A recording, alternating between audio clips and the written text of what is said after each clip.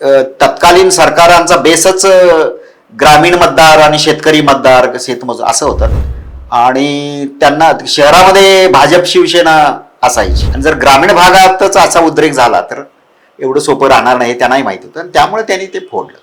प्रश्न असा असतो की असं फोडताना मासा आपल्या गाळाला कुठला लागेल तर तो राजू शेट्टी नावाचा मासा त्यांच्या गळ्याला लागला. तुम्हाला असं म्हणायचं आहे की काँग्रेसनी जाणीवपूर्वक राजू शेट्टींना संघटनेतून बाजूला केलं आणि त्यांना खासदार आमदार बनवलं. हो हो अगदी बरोबर. म्हणजे त्यांच्या राजकीय स्वार्थासाठीच ह्या सगळ्या गोष्टी पुढे राजू शेट्टी यांनी मान्यच केलेलं आहे की मला वसंतदादा घराण्यांनी वेळोवेळी मदत केली.